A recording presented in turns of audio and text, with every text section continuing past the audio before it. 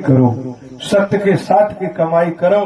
संसार में धन दौलत रुपया पैसा कोठी बंगला एक गुजर बसर के लिए है, जीवन यापन के लिए है, परिवार के लालन पालन के लिए है, लेकिन सत्य की कमाई को कभी ठुकराओ मत। सत्य वाला कर्म करते रहो, चलते रहो और ध्यान रखो कोई किसी के कर्मों का साथी नहीं है। इसलिए किसी को देखकर, किसी को देखना है तो किसी की अच्छाई देखो, देखना है तो किसी को किसी महापुरुष की ओर देखो, उसका अनुसरण करो। आप किसी गिरे हुए की तरफ देखोगे तो खुद गिर जाओगे, किसी चुगली निंदा वाले की तरफ देखोगे तो खुद चुगली निंदा में डूब जाओगे।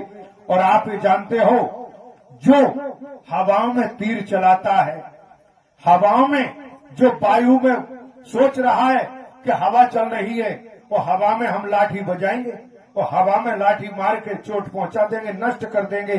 तो हवा में चाहे लाठी मारो, तीर चलाओ, तमंचा चलाओ, गोला बारूद चलाओ, हवा पर कोई फर्क पड़ने वाला नहीं है। वो कहती है कि देख तू मुझे कितना भी चोट पहुंचा, लेकिन मेरे अस्तित्व को नहीं मिटा सकते। लेकिन मैं जिस दिन तेरे को मैंने छोड़ दिया, एक पल के लिए भी तुझसे जुदा हो गई, तो तू संसार में फिर चल नहीं सकता, बोल नहीं सकता, उठ नहीं सकता।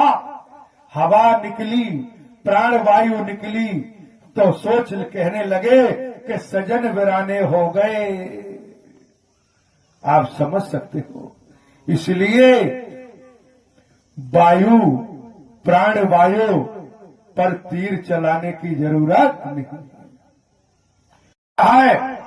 मानवता का परिचय दे रहा है तो सोच लीजिए वो कोई संसार में रमा हुआ नहीं हो सकता। अतीत की कर्म कमाई वाली आत्मा अवश्य होगी।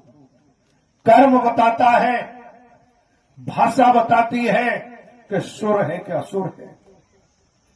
फूल एक से दिखाई देते हैं, लेकिन जब खुशबू से पता चलता है फूल की कीमत उसी से होती है। इसी तरह सुर असुर की पहचान भी उसकी भाषा कर्म से होती है।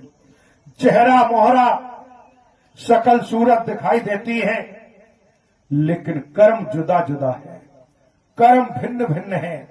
कोई संत भक्त महापुरुष है जिस पर हरि नाम धन है। हरि नाम जिस कहते हैं, जिस पर हरि नाम धन होए, धनवंता वही कहलाए। उससे बड़ा धनवंता कोई नहीं, उससे बड़ा धनवान कोई नहीं है। क्योंकि आप ये समझ सकते